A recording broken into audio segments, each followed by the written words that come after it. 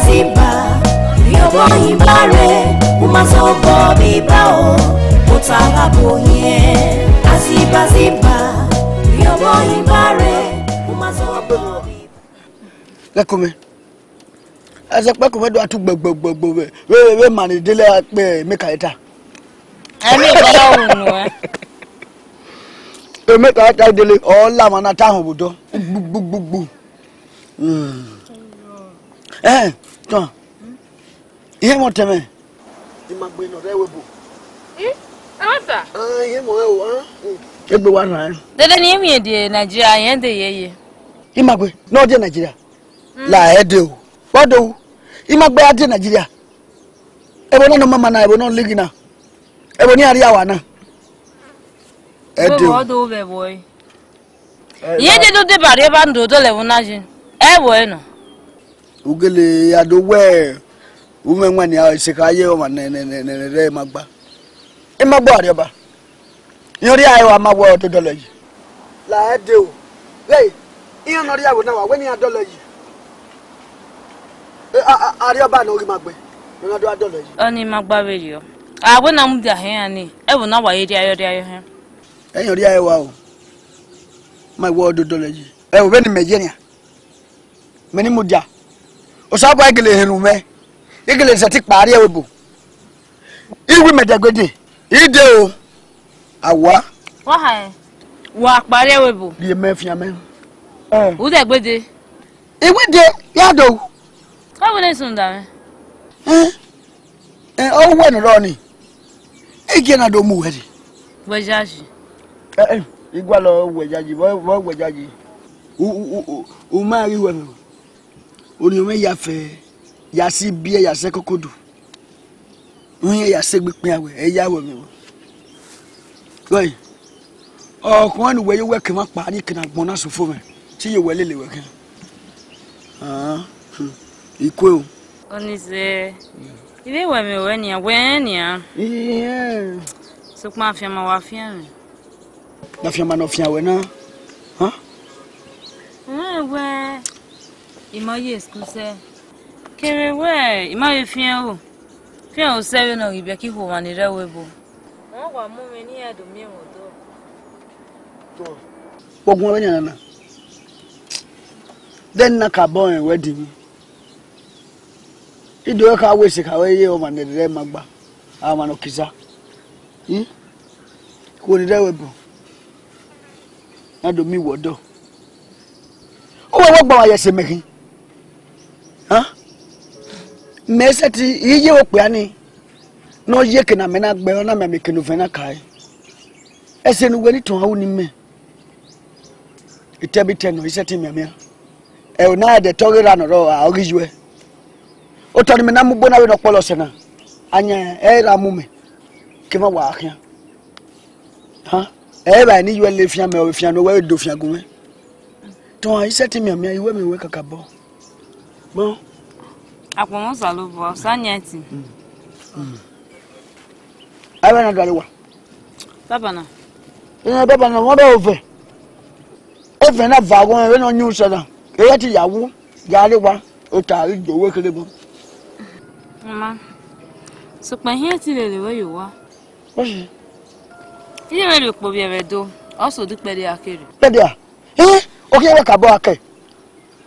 Iwe do alo ware. Yigile. Ade re nu. Aye ga mewo.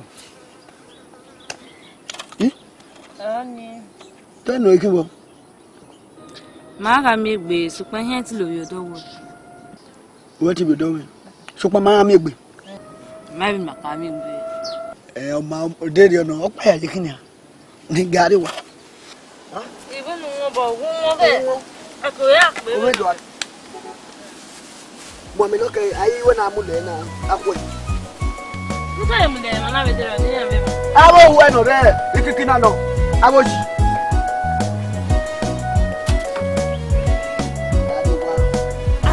Ziba, Agbon-Ayinma re, umazo bobi bao, utalabo ye. Ziba, Agbon-Ayinma umazobo bibao utarabonye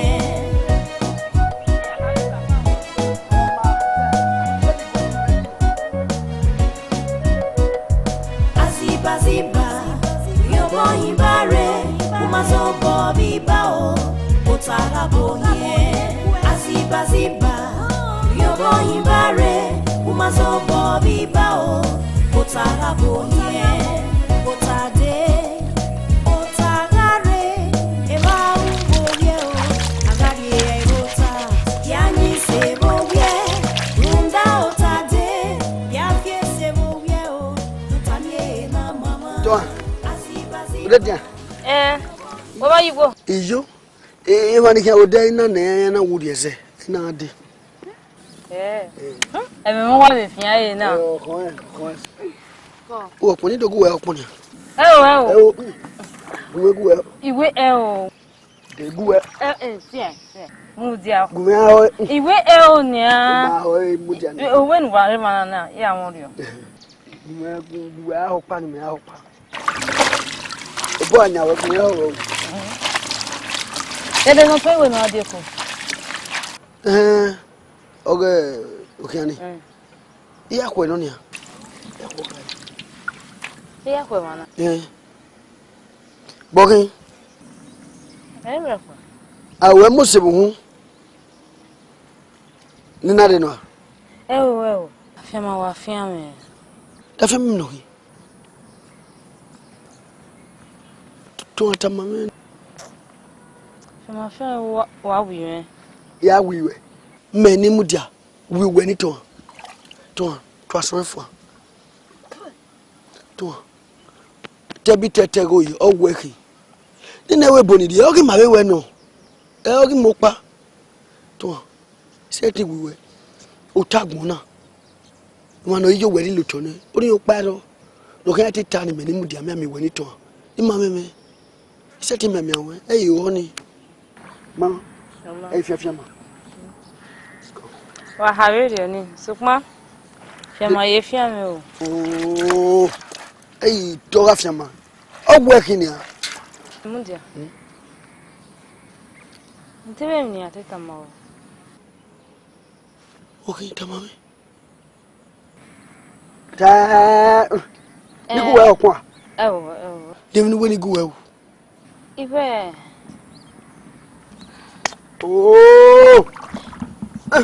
ni yale le ranguna ugbo tamame ni a yama to wo ki ibi yama o mo ro ko ye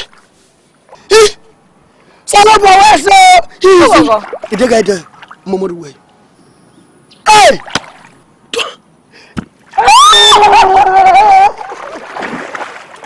Easy. Salobua. Eu. Ogogo me gba me fa. Ogogo we bu. Ogogo mo. Ona do se. Eu baba we se. O te mu evi ni atama we. Mo me dede ki akọ. Awe. Toi. O te mu imagine no ni ata.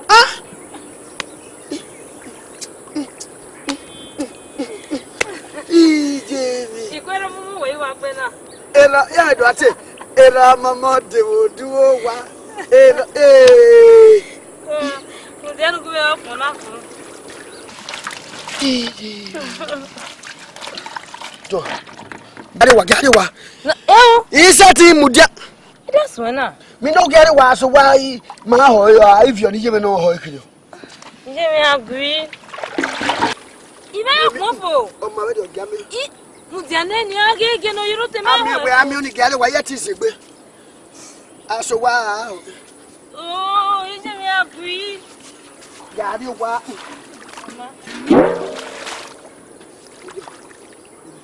Hey, we no gbegbe.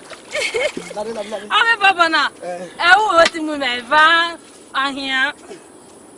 Wait. Yo boni, eko akin o. Eko akin. Iya ko hia. Ego me awege.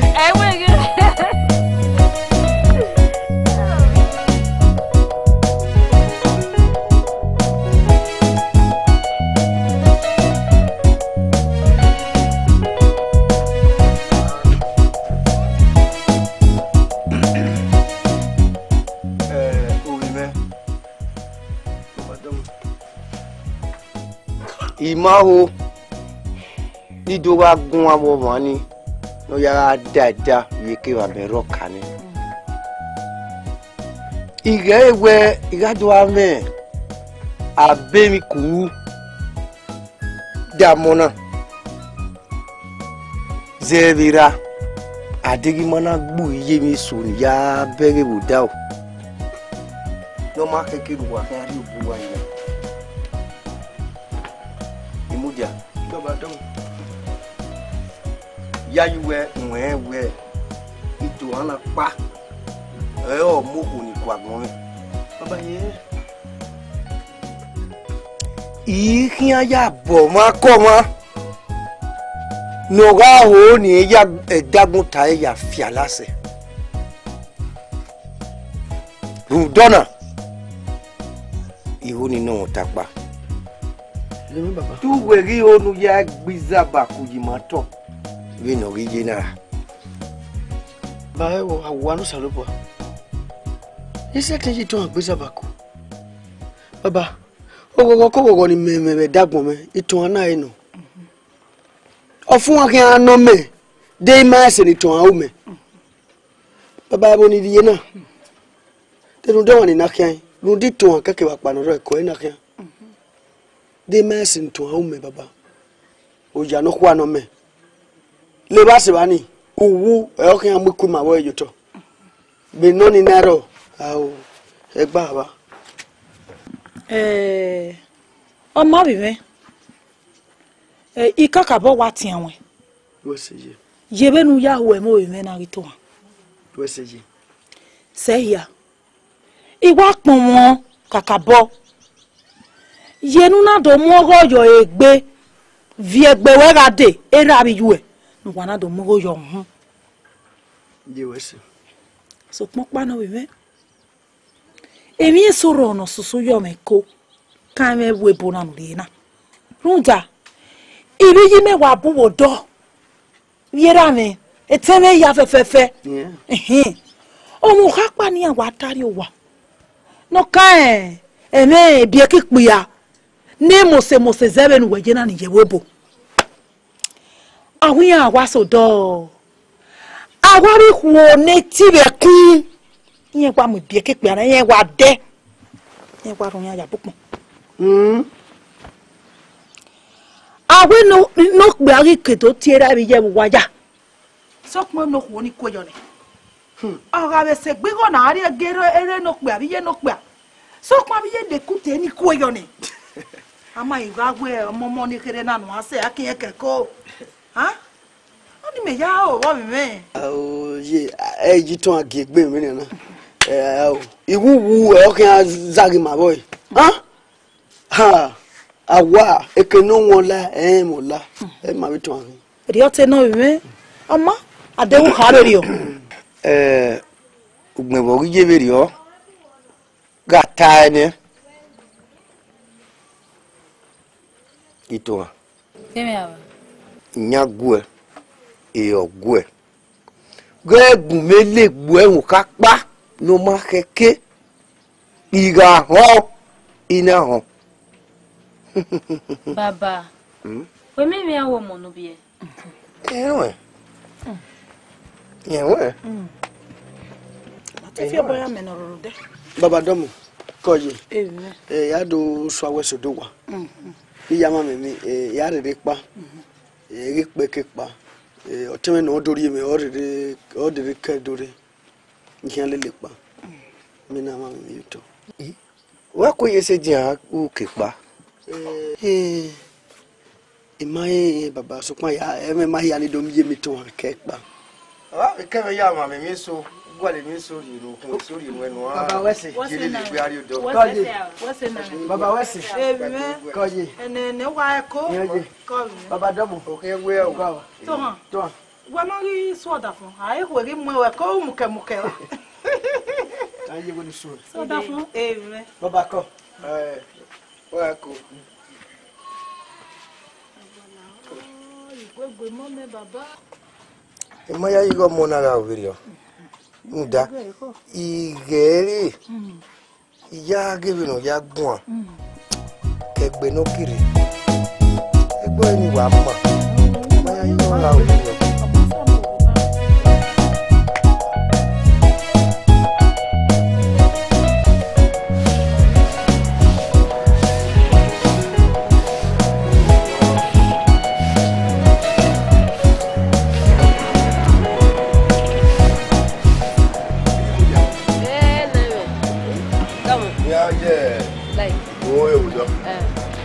Igare boy hin akpe. E wo ni ka ma won. La mudia ne o me ni atama o. Mudia no bi mana. Enwe boye gbari mudia. Beni to na mo sese mudia na wa ti wa hito akeko money ma. Omo le mo se no bi e. Tu we ya ne mo ta tu we ta mi me. Ebe me na gboje yere oko ni mudia la mu go yo hun na. Wa e gere ke wa mudia wari e wa na. Ina wi ku ni mudia la mu go yo owo hu na wa we Eyo pa dawe mo iwe awo kia ni mu ja ono ya me ya kan gbo ohun mi na. Onu pa dawe wo we. Denu gbe ke ya kan ori mebo. Denu ori mebo. Beni imudia. Me na ko no be na kan we itun ahe. Ime ni ma kan kin ahe o. Even bowo yiyi. Ari taye me o. Ade ya me suma yiyi. Ba kan kin ahe ni. Eni mo iwe Obonaka ya mu iye obonaka ya mu de owo bi mana ayi bo ya mu o ga se pepepepe we owa e mare o ga ke o yi ko bo ya re mi no pa e me mi o Oni ma wo oni ede ma wo yi oni ma gba we wo na here me bezo wi o we imudi aga vie mi ke we bori ave vio nevo ave vio no vi evo Digo no ave de o ma na vie mi gyo vie ave ya dan loko weki have your buy arigo ba we mudi avior oni ma inu wezere na teti ma ara ti yin virio bi nge na o kana na ime o pe vaye ni make aruwe na ko adu virio aketa ma what are you ama ihe iyo nire ama Oi, to wa ye. Oi, ko. Yo. We wo odoligi. Ro wa, aye bi. Wa de se awon mo. No vio gi ma be mudia. Oruwo wa. Ike vio we ne iyo da fun. No vio nu e. Ki wo no be ba yo do ero. No wo ya adile mi yegbe. No ya adile ba no kon we. O be ba e. Ma o wo o mo ya fe of your buy. Na gbe mi me won go gbe. O te je mewe, ito bo me goda fun me gon. Are mi gi be mi e ba o, ibi a mu o le mi bi asoto. Gbogbo ya ni ri wa ya je do we ni ya ti e bi nete. Yin me ha me wo de fun ni jo. Awo ma available. O me e wata no be nu ta na. Ma be here. Ya we gwegun. We no do ye. Okay, gbe ma yo ko si e. Baba. O je mewe emi sun. So pe me no ni hin. Emi ni mu de o da me. Ha? Gbogbo ya ni ri ya je na tebe do ni ya ti e. Iye ma ha ma me we odo ejo. Awo ma available. Ha? Photo a igwe do me. Oda mo me gwa lo. Odo ni ke gwa le ra. Oni pa ka ma no e baba. La re yo mudia vie mi kywa. Mudia mi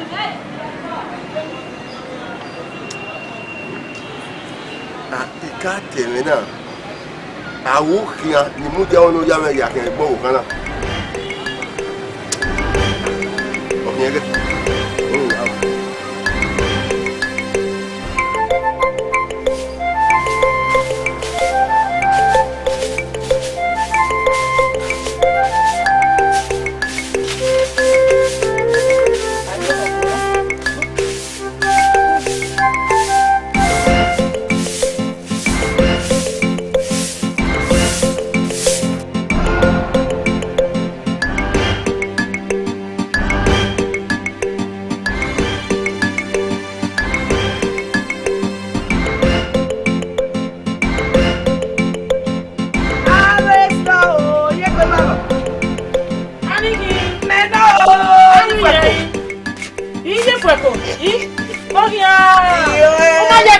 Ide joga, abo ko mi owo e ge. Ya lo mamu pa. Totota.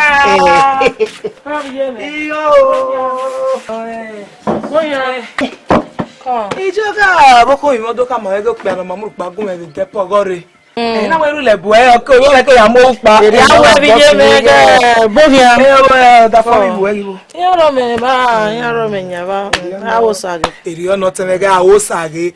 There rio. Mama the government take wa Agbon-Ayinma na why agbelagbon wa no bj me mo pa o e lori o ka wi ye gbebalo ona bi e ba mu fo ana pe alese ari e bo dem enu gweta laja bu na wo bia ya so ko ai ha dem e gweta laja bu na la ga ko ta se wa na ima no do me ni ta ke wo ya bi be come here, boy here. Come. You have wabo. Arowa. Era wabi ja wabo. Egwe wara yen. Come here. Come here. Ye la me relaxa. Hey, maybe me. Ide bi je na. Isake. Then no him mai. Ona. 100 naira. O ka me magere. Okay. Why say me? Ko. Wo wado. Wo ya wado. Ko. Here's a pen. Ko. Come me. Emi gweta la dia munu gwe na. Yi fo ko. Emi gweta la dia we o bi aso ayewa. Eri gbe aso ma ayewa. Ya go meta ma we. No, o mai mi o mai kan save. O mai save ma na mi. When I went no we fina. La rote me ti fitan. Ho kana o wa to me. O wa ye gbo kan ni o wa ku egbe ye we gan o wodo yen no re bo emuta. Won ni akun to re bo yin na. Me we tala jamu no na. Yeah. Dog wo gi omo do. Omo do da fun e we bo. O na to ku egbe ye gan yi fu e ko. Bu me ha ma we du mai ni. Ko be no bo kan ya no ya o mi mu dia. Ugwe dollar. Obu kanije mudi amu go gere na miewe te dollar egi go ni yakan ga lobe webo me won meta mo wesin we ma se gbe ni me yata we ma o ma bi oda fun no reko inga ni we no reko no redo bi oda fun no redo ya en visa pele bia ke muti won gu kikyo ya ri igwe ya do atwere Roni ya kan why kan ke mutu kan imudi abitu abebe na no dey wa we pa na wo kina ni yare da me yo ego o ke mutu tama me seberi ogwe imudi a ori Nigeria ke we wori edo no we no mana rigwe ya gwegwe ya oyi salobo ame so imudi ari Nigeria o sedo beneneja o kan ere abije iye ja o kan gbe a o ye gbe balo gbere iwo o iye gbe balo muda ina we igwe emi na asunu wo zero se nuki da ogun ma hon igwe ni ekodo ta enu to ta ma me oge oni megujivo enu to ta ma me oge awa gbo ya so ebebo na bene emuje ya mu e igo kitun enu do aka mo oge me ima wo owo kin igwe nu e ko gbere o ma enewe okay dobe ire na wona ku metafo ami se ti magui ya tafo ndai na rene ima ni de mo ari pa ya owo kin so po ke dobe ima wo owo kin egui la gogo bi okay dobe egui ko okay dobe tafo ko tafo aga ngwe na ti na te de metafo gbogbo o ma do mi rabije me ka mo gbe rabije ma mi ere je ma se do ya mi ni ito amana e udwa ifoko o amu me o so ere mudi ya mudi abedo so ya se ti wa de bavinya wa mo gbo kan ni ya be ni ana hiyini eri oni pa o ke buti weta se ri ogwe ri ati ege imudia o ka ewe itun ama sebo ko ni ari ewa ge gba ke to ga kin ni ege ni na re Nigeria ru do do wi ga mi tun abu de ra iye mi o itun aye gi mi do wi ga ka mi angwe go hi ani alo ni ege ni na re Nigeria ni ala ni agbenu ye be ni ege ga yansa e mata weta mi me na o ma gbona mu me o e mata weta mi me na mata ta be je e go ari stoga When we are going to say, I let the area to come for. Where's every year I get the hour? May wife, we have a baby here. I made all my total. To go me, a sweetie, Where's every year? Mammy, any time I weapon. Yeah, I call well now. Oh, what time, men? Yeah, overnight, no man will be. In your boy, I don't know. I had to make Agbon. Any time I not a month, in your boy, I don't know. Agbon, then walk women with a minute. I said, but I don't know a store. But Yeah. Any garret to tell Yeah. what damn it, what me, what we want me. Hey, I would be.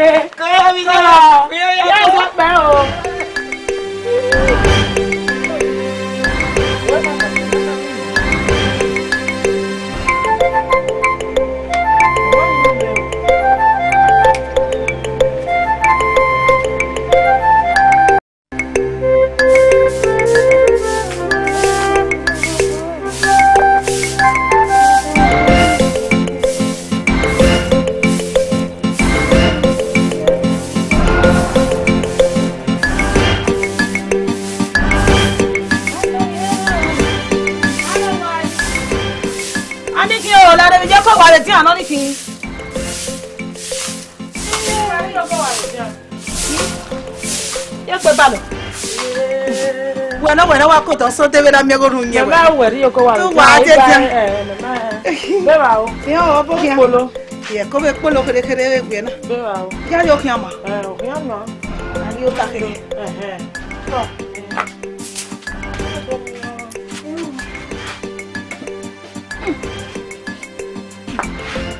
go give her, man. Tell us there. Yo. Pure dofia, awanero wa. Oh, mother dofia. Emi no kan mi ho. Undai wa emi no kan we o. E na we ni do mi. Ya yo kiama. O kiama. Unu ego gijena nuwe emi mudi ase. Emudi age da fe o mi gito. Lori me ọ̀pẹ ni me yen mo ese o so pon. Be no ma epegbe na. Ito han wo gbon begin. Eyan na we ri ge sojo ni we agba wa. E mata. Dito. Egwi o we ni hata na. Run da. E meso se ti o e ban. Iyan we iwune gbe me ma mu me. Go ma kan me ni hata na. So pon oro wi tendo we orun pa bi omo. Yeye Omo obi e bo no. Ito han bi gwe be no. Ha? Do mi ro pa sunu we han. Bo wo ma mo give am eyi foko o sister me no de. Ogire owo vi o da fin no redo. Ne okwo no o vi sapele bi e do da fun geke mute. We egi gbagbe ni ìyàwó yẹn fefa na ya mi mu dia redo. Go you give am. Dage mu dia no. Oge ya wata. Oge wa no. Mu dia se ti are bo na be no mana re to gwa le to han no bi me. We ma be ni ma e yo po no kwa ni ma o ni mu dia. Se ya we ma ge ta o me ri mu dia zebe omo na obi. E di me ta o. Dege we bo ne mu dia yo zememe yo egbe. Era bi je ko no le ni sekeni to an o meje. Ese ti we mi ro pa be ri o. Le bo aya gbe me. O ri gbe no ta ma me. Run da yi fo ko ta se be ri o we. Eri mu dia bi ye mu dia ya mi mu dia be do. Unu gba no ririre. E je me o. E ma ta.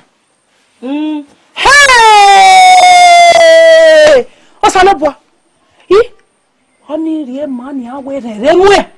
Eyin na we nu ka bo mu e. Upa umu were o ya ge.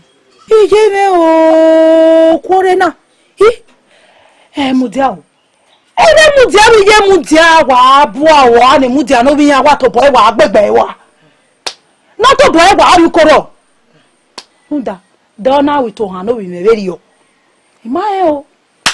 egi me gwanji iye me oya me do imi o supan kwaje nwa ewe oho na do mi ewe èmi na ma o se si wọ́n ga wà mẹ́rẹ̀ wà lẹ́ni tàmà wẹ̀sìn ọ̀gá rẹ̀ máa fẹ́ kó ìzọ̀bí o ni màá yìí wọ̀rì ọ̀ máa tà.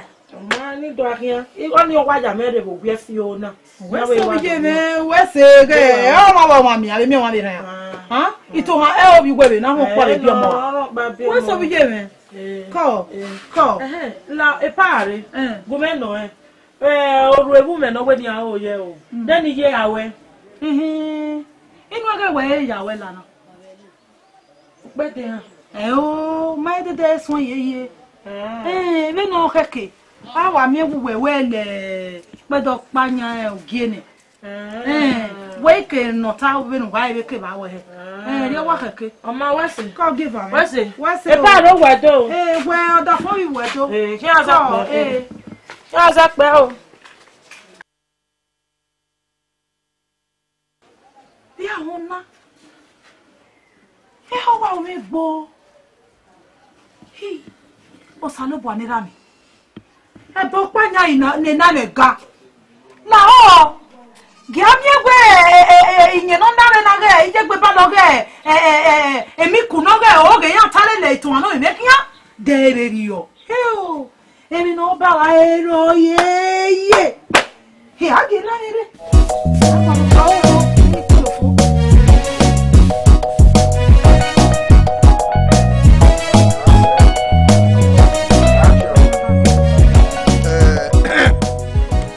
Itoa Doma. zere nu oyime okeye memi so no kakabo da me murion no ya kan na ogugwe na reke no yibu doni nia gwegwi mare dia ote maverio akpo wo salo gba ni awe obi enene sukma o ka ni mari kwa okian be ya fe lebo na we imudiari riebo na ori sedo bi na seti se wi mana no ibi kuge ya mo gba ke ma ga ri edo o ma te ke ruwe dede ga egun awe me Baba. Ikat ma ewe. O do pero. No da fun mi. Ye ya le bona. O se do. O ma do mi ma wo bi mi. O do pero baba. Uzola no gbera ma na eka. Ona ri go gi ma wo mo ni ma yari ebe. Ona ibe ta seri we. Ya re gere na do bi mari. to an yo bogulu oje me gwe tu wa boda fun na ekwe mu ma ye ko wa i ni we ke to kana wa o vie benu wa o vie bere o papa gba na bebe dede no wa vie bere no do mu wa pa Ije. Baba. Iyi ni be o da fun we wa egbin na yikedera ade. We we seri we. Arebe. Ati labona. Oyo tesere we ugbo ebi ni wasin yo boze yin gina vi mare ta family ti we gbe ibere o wa si ma wo mo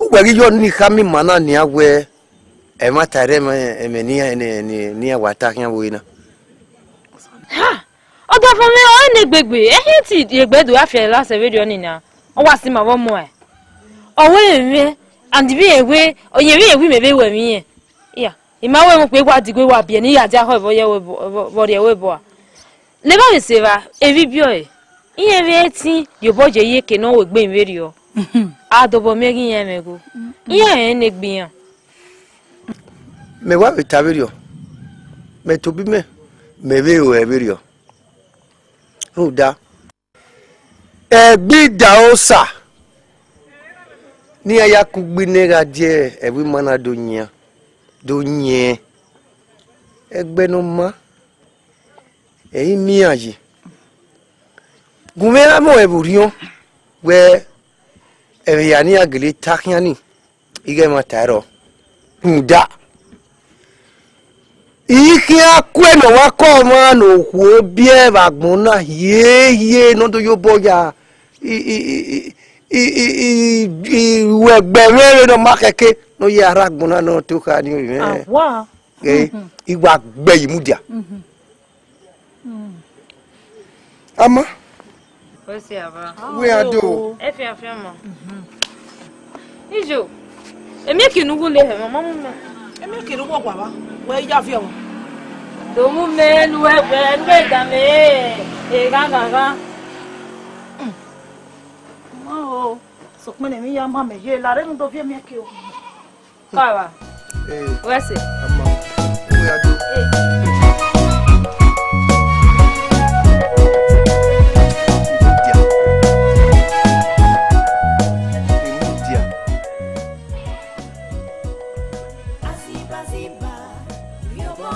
ya kami mudiagwe emini ni wa ebere ni a lo yeye upo wo wa gan owo kana gba karun soju hun ebere supa ere ase a eno ebo gona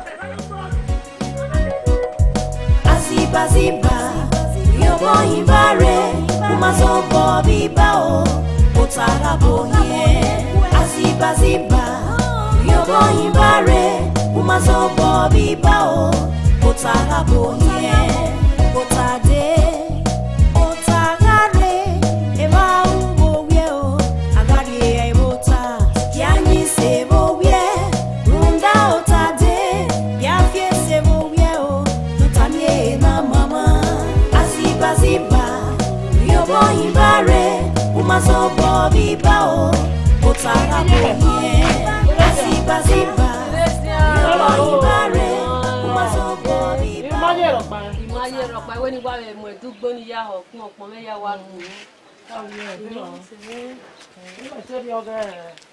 me koronda me oga ma baro wa me pa bo ge dispenser ba me te li yo ko wa fi obi ye mo tin ya okay ye me como kan ya no way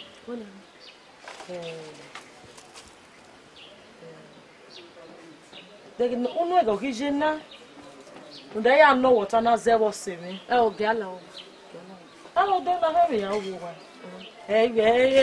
mi ro pa ja so se kan ke uno ego ije na no ba ge mo vi wa se ge imudia o we he mo ge mi so no da ya uno ego jena uzola no fo na he mo kene mudia be ya pare ewe bo unu gba yen de Nigeria emenu we na me na imaye we media ori Nigeria na eso o de so ogo na ogwa re mi na me ka imeta mi ya wo ha gugwa da won nu da ya mo ebe ko egwe iya o ebe ko egwe ko be na mudia ya gba ari ewe bo avunu gba eri Nigeria gugwa be ra gba ya mi ebe do obi me e mata weta mi me na e mata ya be to ge ma o se mo kina nu da yi fo ko ne gbe ne o ta be ma o ta lele na why ma ala nu obe to ta go me bo bu mi ade oma oga e ma to ta ma me oma so pa dije me wa je won we unda e pa amufua e ni sana ti yo bo pa nya won mi ni tana o se me iye me nu ta ma me ni zebo se mo ya me buwe obi mege no rewe bu imudia ti me yin egbonyi me beri o mu da tun an amo mi me no itun anyin se ori ugbo ni okun obi ya rofe Oma ma we gbe beri o ni o se ya se pe o we we pa do wore ibude nuri eme we so se me Oma Maria se ba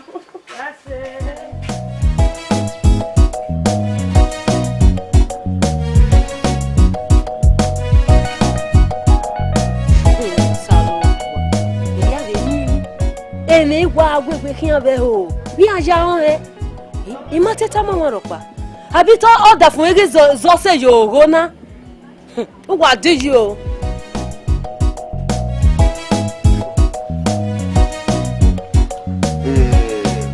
emi mu da we kana igbe ewu meni be na hiyase irupi hiyase second, you can't say I gbegbe one ba mu dia.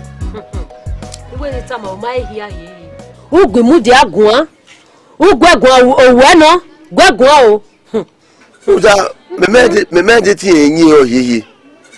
Nene we bo ni awun ya yo me de te ya wa mi wo ni. Ereri yen wa do fi were. Mami mi awa mi wo ni yiyi. Ya yin o yiyi. Zeni okwe fian rere we. Amaki me kaka. Ni wa do mi amira. Me meye. Ami mo ya se gbogbo no bi eno mo no bi eno wa me me ya. Iwo na o si ya me ya. Be wa wo. Eri mu dia. Ukaka bozoli se himu dia nu gwegun. Veni ton ya yin wo wana ekimeta emegon en. O eneri mu dia mai we mo Gwi mu dia gun. Iwo mo ne bogbe. Imu dia o mo ken gbe mewe. Ise teme, ise enu no wa me ya go mogun. Ha? Egbe wo me. Iye mu dia. Wa ke mo bo ke mi mu dia e ni ha. Wa nga ke e ni. Zevi ni metamu we na sun. Ina wenu ari na itenu ya gwegun. Ya gwegun. Oheri ton amuwe obere ki. Ede amu lo bi efo.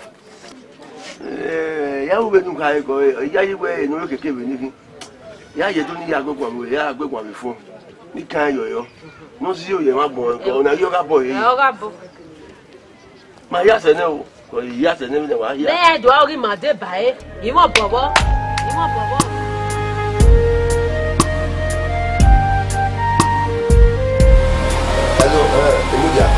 Pero era no. Baba. Me tu ya me kidu ya de mo. La wo yo.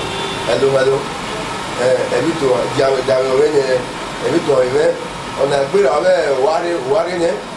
Uda oni me we ra ye he ne we omi agba ki ye.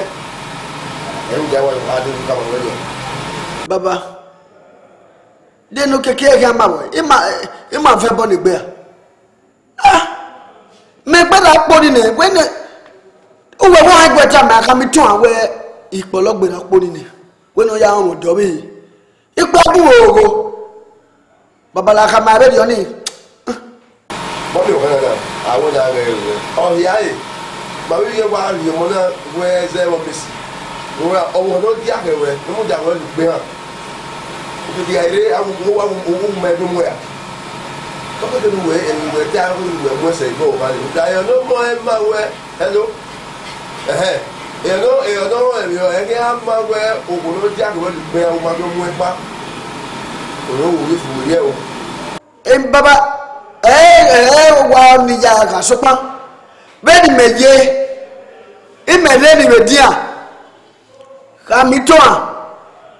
Ipomo abase kwa ni scenario abeda umeba video we arua o be o de o be ari o mabo e bo ya ti be ma be o de be ni baba do amagweta ma gami ye me no ta ma gere do wa mata ma o sepe o pa pe ugbo kwa ni daga mu me ni ya be amu e o ka ba do ma ni ari to when I was person here,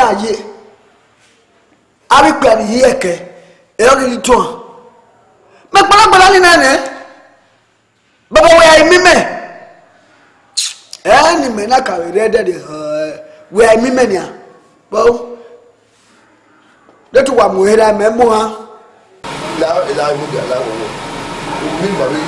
I know I got it. Mamma, you won't wear your door.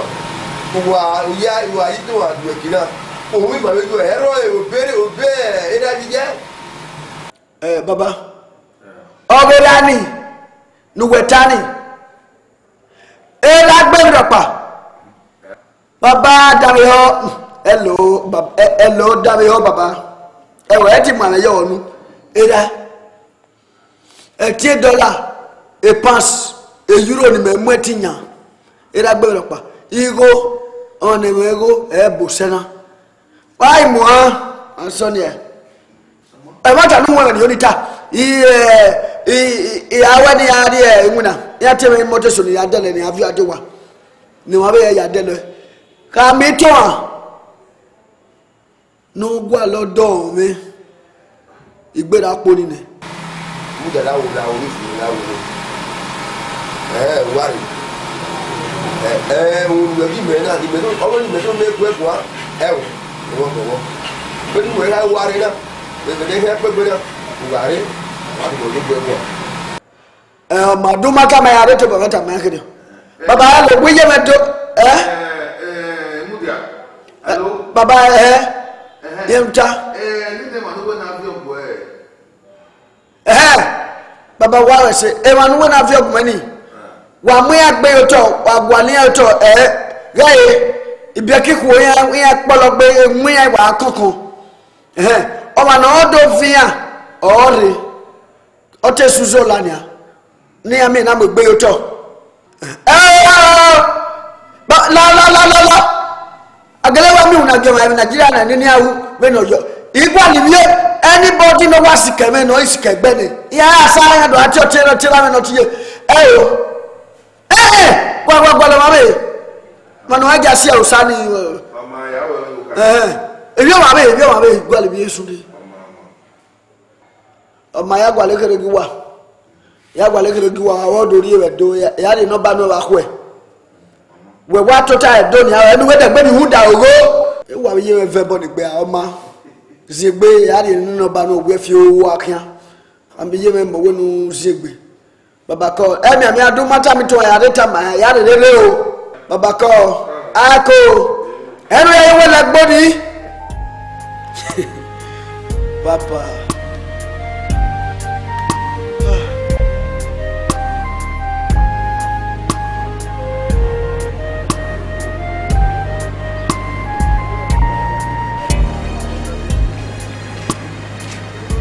Baba. Apa what's our?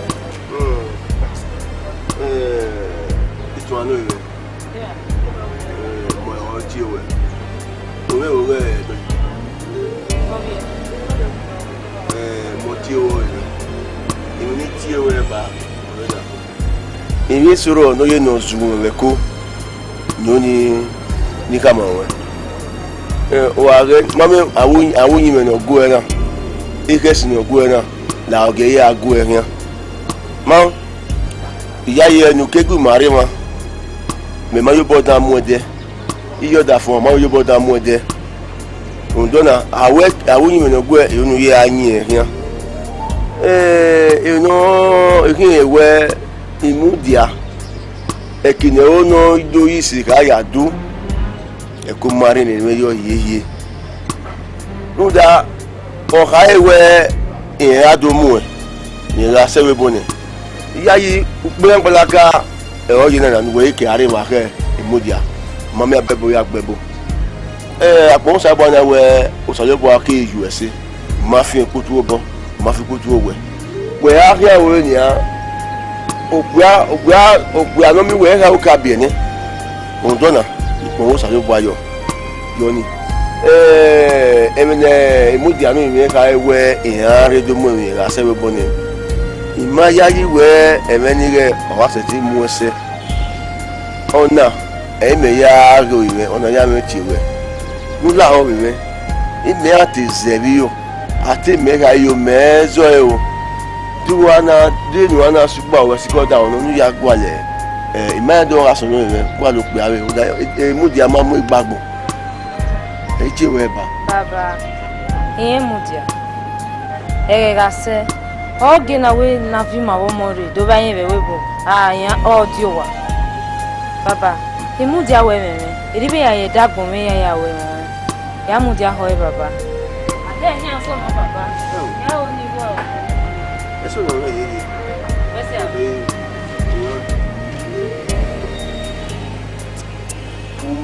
umio ko ni mudia kan ayo gbagbo ya fufu ana o mo ni to wa imudia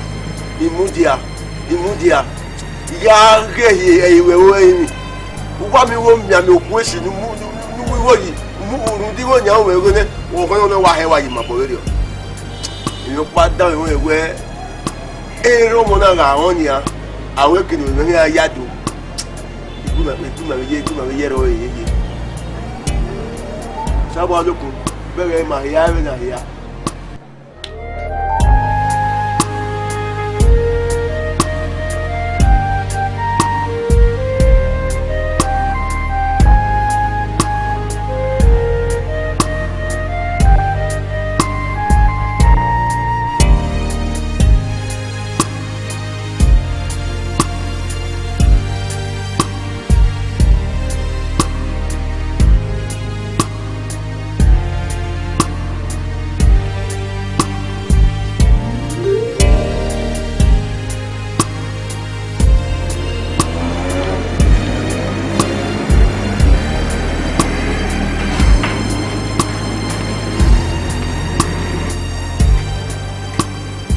ara wa bu atu oma wa la wa na wa bi na mi e pa do mo re ku bi ma te ba me ri gba ore ma be ro ro pa ona yi ma te wo ni ma igbera la ima o iwe e gole re imudia iva to tayi imudia ha imudia e pa o ma yi ma o imudia ile na na e ga no ri ya ka we bore ma lodge ye igwe owiwe no era na da mo sa o iwe wa no mo wa bio ewe bo oye o wa ke we bore imo na o wa to tayi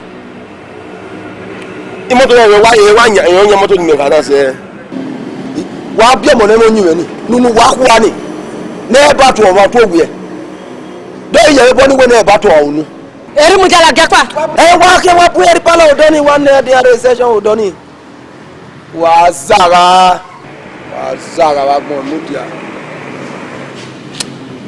onyu eri wa bu e o ri wa bu e wa lowo o we lesi do awu mudia no si mo bi agba ti e mudia wa zara onyu eri we ku wa o we ku obi wa na gwa to wa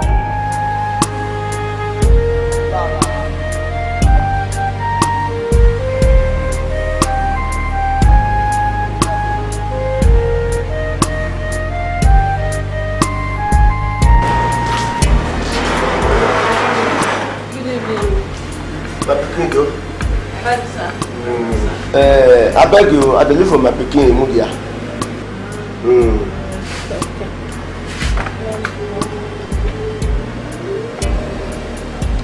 Hello, this reception, please. Can I speak with Mr. Mudia? So people are here, they want to see you, your father. Okay, I should tell them to wait. Thank you. I should tell you people to wait for me. They come. Make we wait. Thank you, my Peking. Thank you, my Peking. What's it? Why is she better?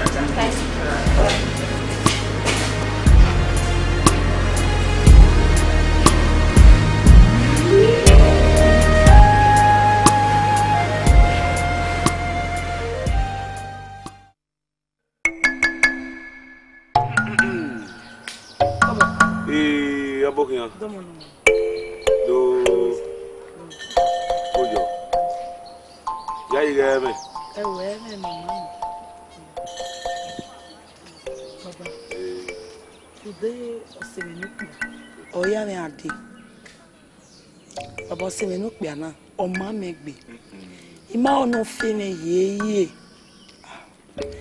gay be no ya na ego eri o ve ya mose an le va se va o vo kan tege wa no baba nula wo baba nula no we me imu egbe ni ya we ni emi kemi so fa no wa so mo bo no hin owo me e ire ba no we o ka wo ka le bo kan to ya kan we o segu ara na ni o ba so ma fi no fi to agba koko akoko gba e bi yo mo e no e ba wa uno wa a uno wa a fi gbigidi nebo e na hu owo ni ka ma o se wa ne kemi ya fe do gwa lori won na to wa so bo mere na ìyàwó rẹ̀ dẹ́ gbé ẹ̀jẹ̀ ìgbé ìyàwó rẹ̀ dẹ́ mú ẹ̀jẹ̀ ìmú àjàmàjẹ́wélé alamasi dán oge bàbá kúrò kẹun.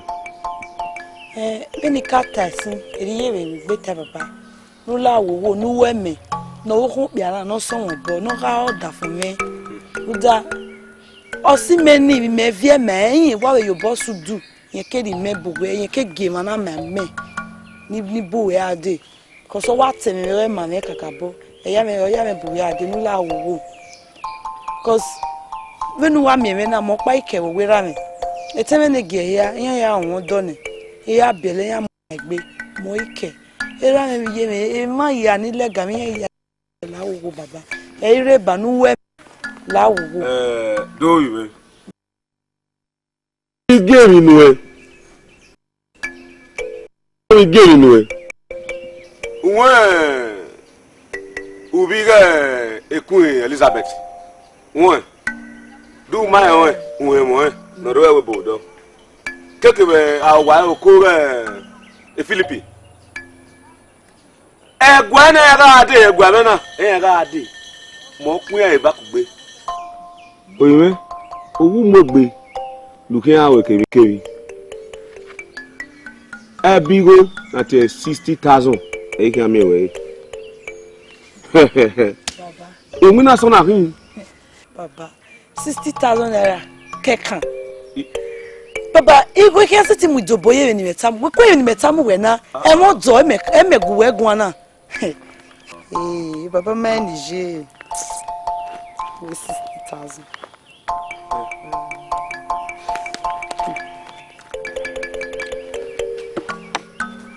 Meto bi me ni we do leva.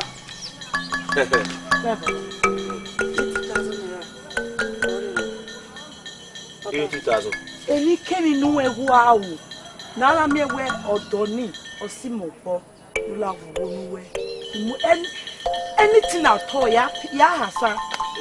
Na wo baba. Okay o. Gbagbo iwe. 60,000 take am away. Ama we say. Agba koko lebo. Ajamajewere alamasi dan. Agba koko lebo. Akoko gba. Ewe bi yomo e no. E wa wa ono wan. Ah ono wan. We no ye no iwe. We say. Mi kere na hin. Bi awona ni me. Bi ami ni me hin ya san we say. Edeni yakwe. O ade. Akwe ni o eken. Ya gbe kana ye wo ha. Lula wo baba nu tu aboyo. Idogore de. No le wa sunu. Iyo no wa me agwari e nu we. O aselelu e. Igwa gi abibi e no. Rawa uno ma. E velu we bi ere na. O mi we yi ne. Ku pa gbonu wa kian. Edeni yakwe o ade. Gbagbo. Kojo. La me. Ena oku pe wa ti e. Imudia. Nda. Eni na wa yi. Aya mo gbogbo won. Imudia ra ye. Wa to akan e. O fun gbogbo ro. Wa kan so wa. Ko teme. Agba koko lebo ko we si wu. Ku so bi.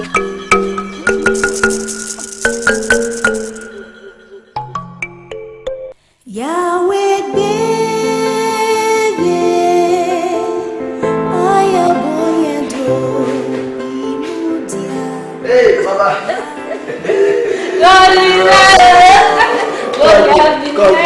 Koji. Baba mo. No, na iwe. Baba yo wo ja lekpe. Yo.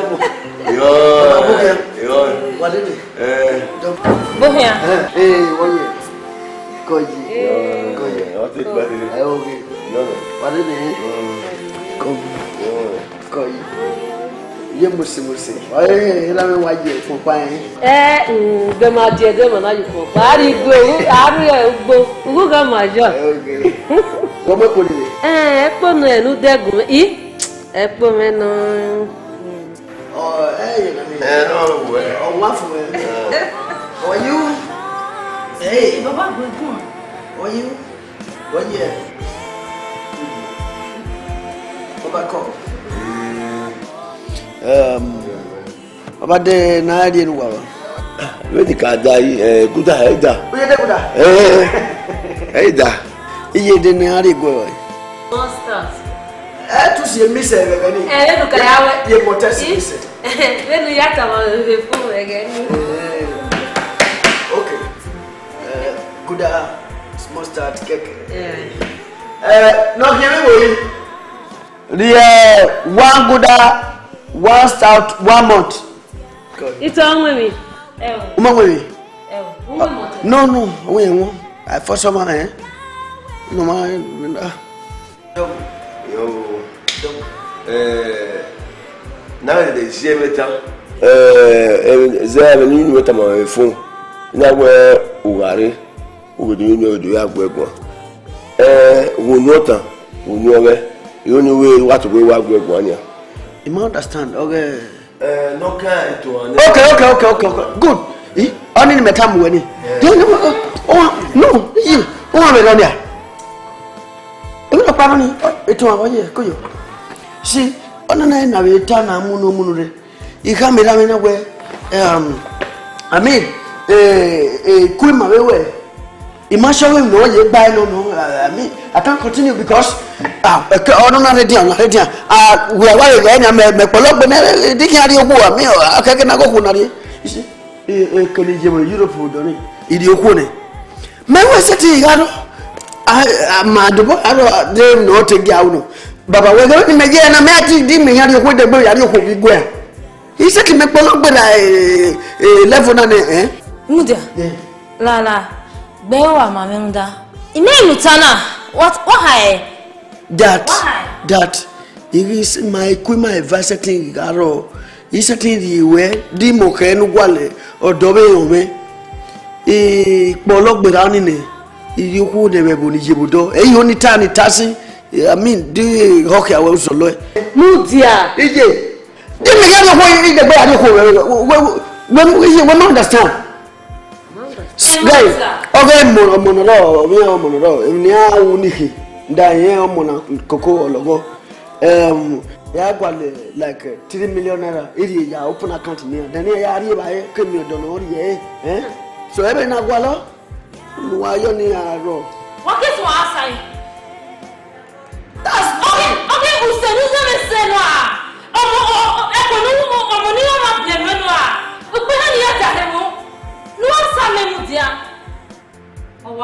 Take it easy. Oma. Any affair, no mamma, no ma, ni ma woman, or Manuel. Oh, if it don't my woman, in my way, no, we know this. It's one way. We are me where many area. You gave me Rima. Now, here we are. We are zero more. I get you up your sessy. Sukma. Yeah, we know now, no equal. I'm making that even now. La tell you. Ije, okay, Pawodi, where, whatever, ni mesusele le kedrade, wana amume, but wana never or you are what you call never will. Wana ya mesuse, wana ya jo ikaye ya fe, wana amume, wana really, let's talk here. Wa wese, ese kwa wae, kwa wae, kwa wa wese, ese kwa wae. Twa. It's one. Imudia no. Mami ni watana. E wo paro me ya ri boy yo yiyi. Nuda ero mo na o e kunu do da wi e. De menira ki mi yu e. E bi maro e. Gogora wa ki wo re gbe wo. Na mi e wo na uri e yo wa. Uda o se no se. E no gbe no ya ke we. You know, Emma, Mario, when you are. If you be like me, no tea, you can have so. Oh, I am well.